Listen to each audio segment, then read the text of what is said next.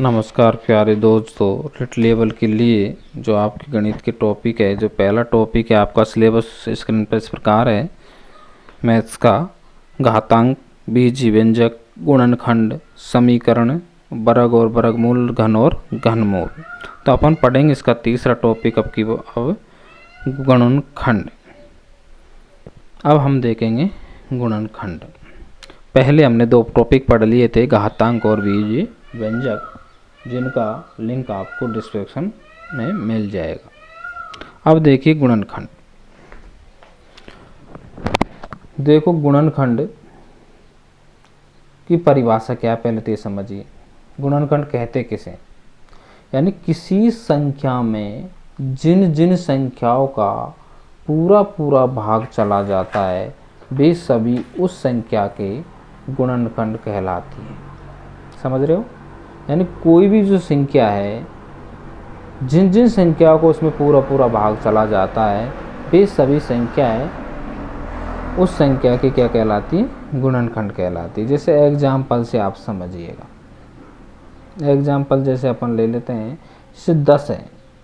10 में मैं कहूँ कि इसमें कौन कौन सी संख्याओं का भाग जाता है, तो आप कहोगे सर इसमें 1 का तो जाता ही जाता है, यानी 1 का तो इसमें जाता ही जाता है, 2 का भी जाता है, 3 का नहीं जाता, 4 का नहीं जाता, 5 का जाता है, और 5 के बाद में खुद संख्या 10 का जाता है। यानी ये हो गए 10 के गुणनखंड। ये तो वो संख्या होगी, किसी संख्या, यानी वो संख्या क्या है? 10।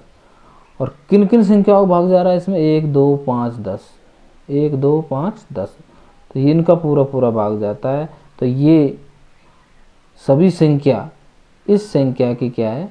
गुणनखंड कहलाती है। और देखिए, जैसे अपन जैसे 15 का देते हैं। अब 15 में किस किस का जाता है आपसे कह दिया जाए, तो आप कहोगे सर 1 का जाता है, 2 का जाता नहीं, 3 का जाता है, 3 के बाद में 5 का जाता है, 5 के बाद में खुद 15 का जाता है। इस प्रकार आप इनके गुणनखंड करोगे। जैसे आपसे और कह दिया जाए, जैसे 30 में कौन कौन सी संख्या हो जाता है, तो आप कहोगे सर 1 का तो जाता ही जाता है, 1 के बाद में 2 का भी जाता है, 3 का भी जाता है, 6 का भी जाता है, 10 का भी जाता है, 15 का भी जाता है, और 30 का भी जाता है। आपसे कह दिया जाए जैसे 50 में, 50 के गुणनखंड क्या है, तो 1 का भी जाएगा, 2 का भी जाएगा, 5 का जाएगा, 10 का जाएगा, 10 के बाद में 15 का नहीं जाएगा, 25 का जाएगा, 25 के बाद में 50 का जाएगा। इस प्रकार इनके हम क्या करेंगे? गुणनखंड करेंगे। अब यह देखेंगे सबसे छोटा गुणनखंड क्या है, सबसे बड़ा क्या है। देखो सबसे छोटा गुणनखंड तो क्या है? 1। 10 के सबसे छोटा क्या है? 1। सबसे बड़ा क्या है? खुद संख्या स्वयं, यानी सब में ही सबसे छोटा तो 1 रहेगा, और सबसे बड़ा खुद स्वयं संख्या ही रहेगी। जिस 15 में का सबसे छोटा क्या है? 1। सबसे बड़ा क्या है? 15, यानी खुद स्वयं संख्या गुणनखंडों में सबसे बड़ी रहेगी। इसी 30 का आपसे पूछ लिया गुणनखंड क्या है, तो 1 2 3 6 10 15 30। सबसे छोटा क्या है? 1। सबसे बड़ा क्या है? 30। जैसे 50 में सबसे छोटा क्या है? 1। सबसे बड़ा क्या है? 50। तो हम अब करते हैं गुणनखंडों का वर्गीकरण, यानी गुणनखंड के कितने प्रकार होते हैं। गुणनखंड के कितने प्रकार होते हैं? अब गुणनखंड के 2 प्रकार होते हैं। एक तो होता है अभाज्य गुणनखंड। कौन सा? अभाज्य गुणनखंड। अभाज्य गुणनखंड। और एक होता है दूसरा सर्वसंभव गुणनखंड। सर्वसंभव गुणनखंड। ये गुणनखंड के 2 प्रकार होते हैं। अभाज्य गुणनखंड पढ़ेंगे हम। तो अभाज्य गुणनखंडों में सबसे पहले हमको आना चाहिए अभाज्य संख्या क्या है। अभाज्य संख्या। अब आप अभाज्य संख्या के बारे में जानते हैं नहीं जानते? अभाज्य संख्या क्या होती है? अभाज्य जो संख्याएं होती है वो ये होती है जिनमें स्वयं और 1, यानी 1 और स्वयं संख्या के अलावा, 1 और स्वयं संख्या के अलावा किसी भी संख्या का भाग नहीं जाता, वो क्या कहलाती है? अभाज्य संख्या कहलाती है। समझ रहे हो? वे संख्या जिनमें एक और स्वयं यानी एक और स्वयं यानी खुद के अलावा किसी भी संख्या का भाग नहीं जाता हो अभाज्य संख्या कहलाती। जैसे एग्जाम्पल के तौर पे 2, 3, 5, 7, 11, 13, 17, 19, 23 ... ये क्या होती है? अभाज्य संख्या होती है। समझ गए? अब आप कहोगे सर एक में भी किसी का संख्या का भाग नहीं जाता, एक में एक का ही जाता है। तो एक को अभाज्य संख्याओं में नहीं रखा गया, यानी एक न तो भाज्य संख्या है नहीं अभाज्य संख्या है। तो हम यहाँ ये भी पता लगा लेंगे कि सबसे छोटी भाज्य संख्या कौन सी है? 2। सबसे छोटी भाज्य संख्या कौन सी है? 2। एक सम संख्या भी है ये, 2 क्या है? सम संख्या भी है, और यही सबसे छोटी क्या है? अभाज्य संख्या है। अब समझ गए अभाज्य संख्या किसे कहते हैं? जिन संख्याओं में एक और स्वयं के अलावा किसी भी संख्या का भाग नहीं जाता, अभाज्य संख्या कहलाती है। जैसे मैं कह दूँ आपसे 12 का जो गुणनखंड करना है अपन को, 12 गुणनखंड क्या होता है? जैसे 12 गुणनखंड करेंगे तो इसके 2 × 2 × 3, 2 दूनी 4, 4 3 12। ये क्या है? इसके अभाज्य गुणनखंड है। क्या है ये? अभाज्य गुणनखंड है। चलो अभाज्य गुणनखंडों इससे ही क्वेश्चन आते हैं, ये इम्पोर्टेंट है हमारे लिए, इस पर विस्तार से चर्चा करेंगे। पहले हम थोड़ा सा समझ लेते हैं सर्वसंभव गुणनखंड, क्योंकि यहाँ से कोई क्वेश्चन नहीं बनेगा। जो भी क्वेश्चन बनेंगे अभाज्य गुणनखंड से ही बनेंगे। तो सर्वसंभव गुणनखंड क्या है?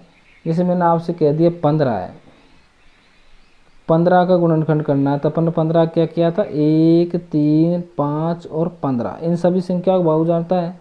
तो सर्वसंभव गुणनखंड का मतलब किसी संख्या के सभी गुणनखंड, यानी किसी संख्या के सभी गुणनखंड होते हैं वो क्या कहलाते हैं? सर्वसंभव गुणनखंड। जैसे 1 भी आ गया, इसमें 15 भी आ गया, 3 और 5 भी आ गए, तो ये क्या है इसके? जैसे और मैं कहूँ 15 के अभाज्य गुणनखंड क्या है, तो कितने हो गए? 1 और 15 को छोड़ दो, 3 और 5, ये क्या है? इसके अभाज्य गुणनखंड है। सर्वसंभव में सभी गुणनखंड आते हैं। क्या आते हैं? सभी गुणनखंड। अब हम करेंगे अभाज्य गुणनखंडों के बारे में विस्तार से जानकारी। जैसे आपको दे दिया जाए, जैसे 100 के अभाज्य गुणनखंड करने हैं अपन को, तो कैसे करेंगे? देखो अभाज्य गुणनखंड ध्यान रखना, आपको अभाज्य संख्या है 2, 3, 5, 7, 11, 13, 17, 19, 23, ये अभाज्य संख्या है। आपको सबसे छोटी अभाज्य संख्या क्या देना है? भाग देना है। सबसे छोटी अभाज्य संख्या क्या देना है? भाग देना है। जैसे 100 में हम देंगे 2 का जाएगा, कितनी बार जाएगा? 50 बार। 50 एक 2 एक अभाज्य संख्या है, फिर 50 में 2 का चल जाएगा कितनी बार? 25 बार। अब 2 से बड़ी क्या है? 3, तो 25 में 3 का जाएगा नहीं, फिर क्या जाएगा? 5 का, तो 5 का दे लेंगे 5 बार। अब 5 में एक स्टेप और बढ़ा लेंगे, 5 का दे लेंगे 1 बार।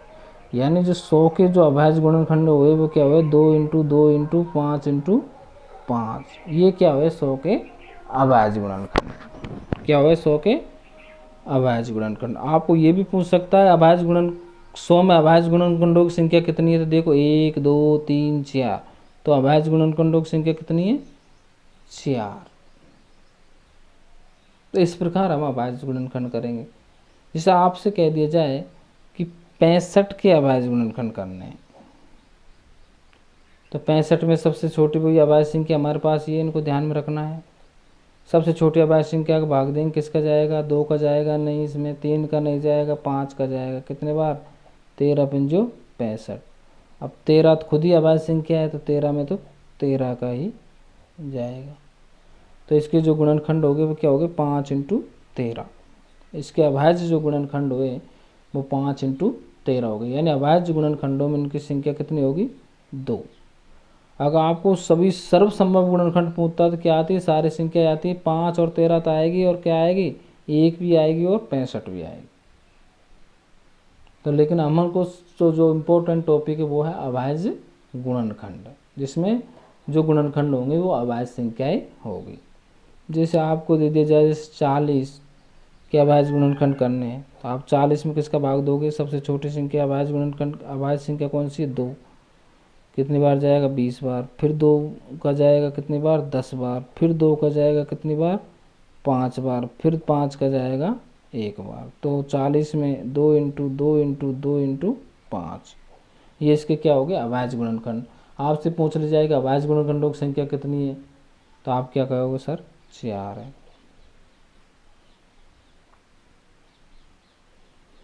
इसी प्रकार आप देखिए, जैसे आपको दे दिया जाए 190 है, 190 के क्या करने हैं अपन को? अभाज्य गुणनखंड करने। तो 2 का चल जाए कितनी बार जाएगा? 95 बार। 95 में किसका जाएगा? 5 का जाएगा कितनी बार? 19 बार। 19 क्या खुद एक अभाज्य संख्या है, तो 19 का जाएगा 1 बार। तो 2 इंटू 5 इंटू 19, तो अभाज्य गुणनखंड कितने हो गए इसके? 3 हो गए। 1 2 3। तो अभाज्य गुणनखंडों की संख्या कितनी है? 3। और वैसे इसके अभाज्य गुणनखंड क्या हो गए? 2 इंटू 5 इंटू 19। तो आपसे ये पूछ सकता है, अभाज्य गुणनखंड भी निकला सकता है, अभाज्य गुणनखंडों की संख्या कितने, ये भी पूछ सकता है। अगर आपको वीडियो पसंद आ रही हो तो लाइक कमेंट शेयर करना नहीं भूलें, और चैनल पर पहली बार तो सब्सक्राइब करना ना भूलें। अब देखिए, 2 क्वेश्चन मैं आपको होमवर्क के लिए देता हूँ, जो आपको कमेंट्स बॉक्स में इनके उत्तर देने हैं। एक तो मैं कहता हूँ आपसे कि 108 के अभाज्य गुणनखंड कितने कितने हैं? अभाज्य गुणनखंड लिखिए और उनकी संख्या बताइए कि कितने हैं। इसी प्रकार 155 में आपको इनके अभाज्य गुणनखंड करने हैं और अभाज्य गुणनखंडों की संख्या बतानी है। कमेंट बॉक्स में आपको इनके उत्तर देने हैं, और इससे आगे हम विस्तार से कल पढ़ेंगे।